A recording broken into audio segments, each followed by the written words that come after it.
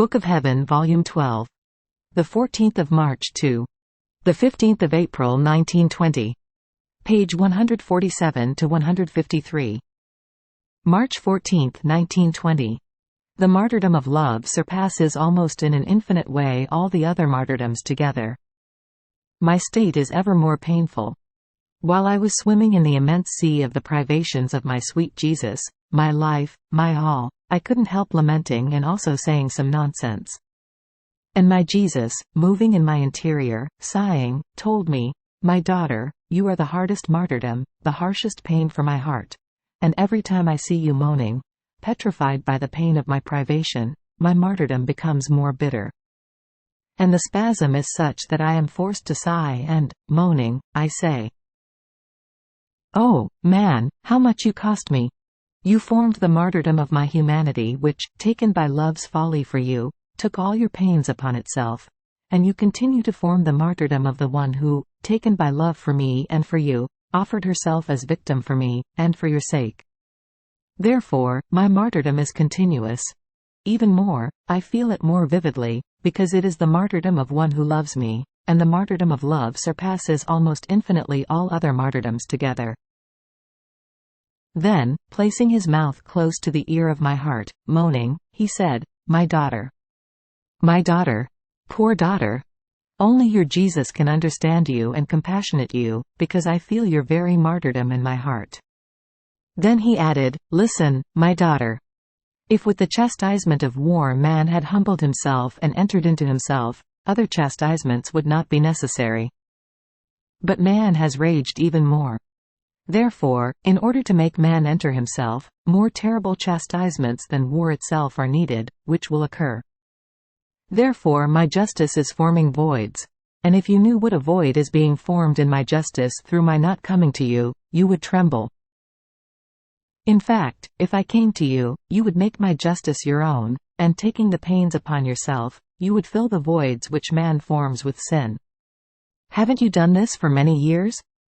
But now the obstinacy of man makes him unworthy of this great good, and that is why I often deprive you of myself. And in seeing you martyred because of me, my pain is so great that I become delirious, I moan, I sigh, and I am forced to hide my moans from you, without even a chance to pour them out with you, so as not to give you more pains." March 19, 1920. To live in the divine will is to live without one's own life, without personal reflections. It is the life that embraces all lives together. I was lamenting to my always lovable Jesus, saying to him, "How you have changed! Is it possible that even suffering is no longer there for me? Everybody suffers, I am the only one unworthy of suffering. It is true that I surpass everyone in wickedness, but you, have pity on me. Do not deny me at least the crumbs of the very much suffering which you, in abundance, do not deny to anyone. My love, how horrifying is my state! Have pity on me, have pity." As I was saying this, my sweet Jesus moved in my interior, telling me, "Ah, my daughter, calm yourself, otherwise you will hurt me," opening deeper gashes in my heart. "Do you perhaps want to surpass me? I too would have wanted to enclose in me all the pains of the creatures. My love toward creatures was so great that I would have wanted no pain to touch them, but I could not obtain this.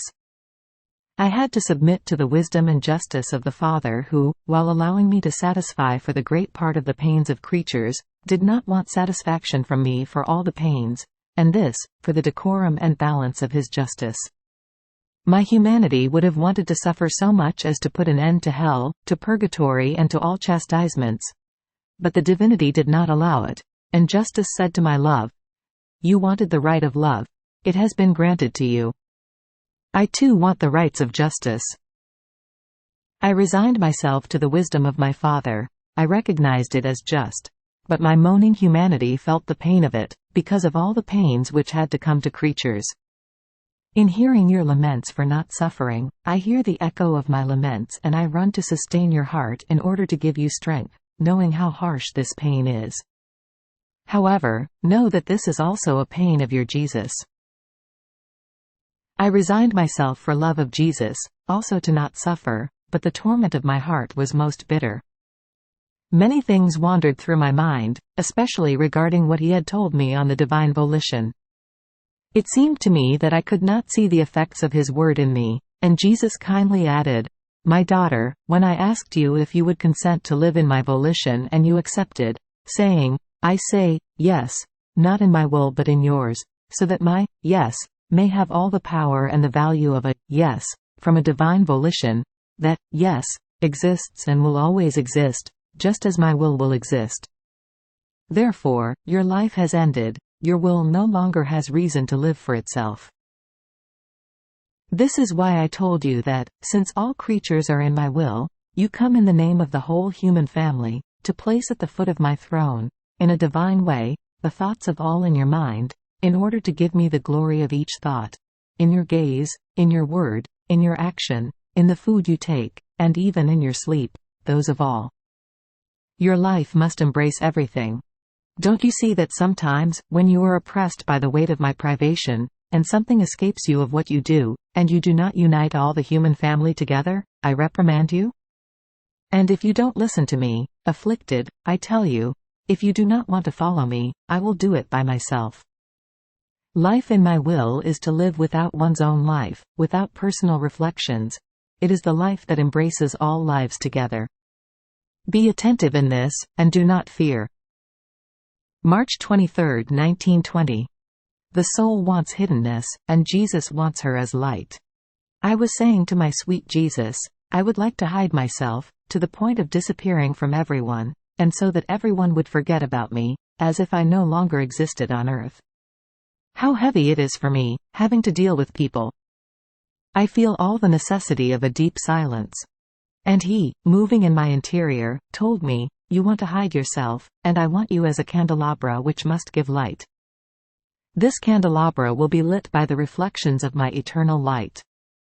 Therefore, if you want to hide, you do not hide yourself, but you hide me, my light and my word." After this, I continued to pray and, I don't know how, I found myself outside of myself together with Jesus. I was small, while Jesus was big, and he told me, "My daughter, stretch yourself so as to equal me. I want your arms to reach my arms, and your mouth to reach mine." I didn't know how to do that, because I was too small. And Jesus placed his hands within mine and repeated, "Stretch, stretch yourself." I tried and I felt like a spring, such that, if I wanted to stretch, I got longer, otherwise I remained small. So, I easily stretched myself, and I leaned my head upon Jesus' shoulder, while he continued to keep his hands in mine. At the contact with his most holy hands, I was reminded of the wounds of Jesus, and I told him, "My love, you want me to equal you, so why don't you give me your pains? Give them to me, don't deny them to me." Jesus looked at me, and pressed me tightly to his heart, as if he wanted to tell me many things. Then he disappeared, and I found myself inside myself. April 3, 1920.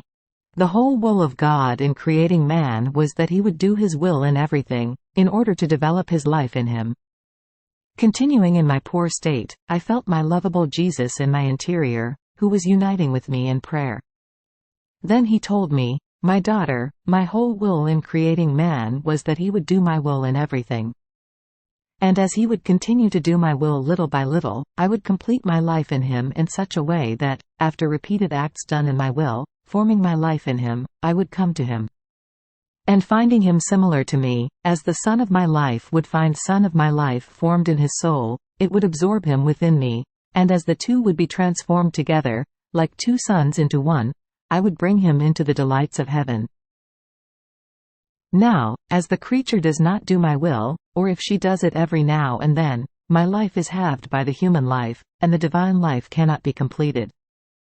It is obscured by the human acts, and does not receive abundant food sufficient to the development of a life.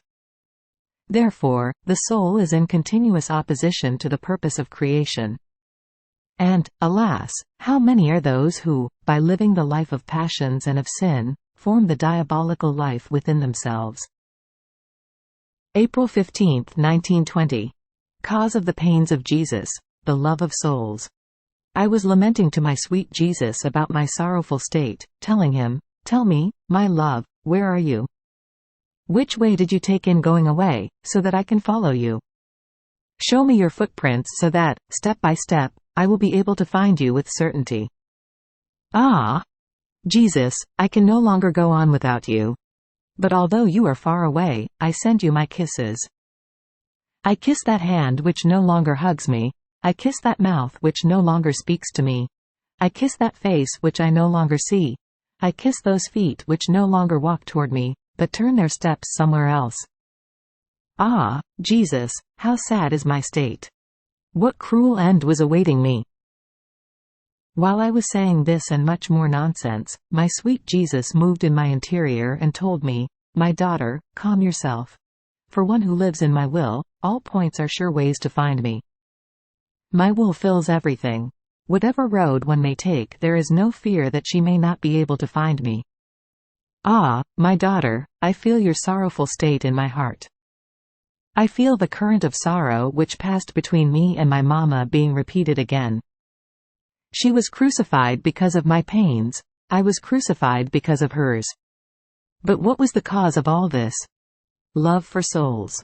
For love of them, my dear mama bore all my pains, and even my death.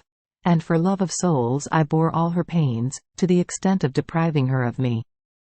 Oh, how much it cost my love and her maternal love to deprive my inseparable mama of me. But love for souls triumphed over all. Now, it was for love of souls that you submitted to your state of victim.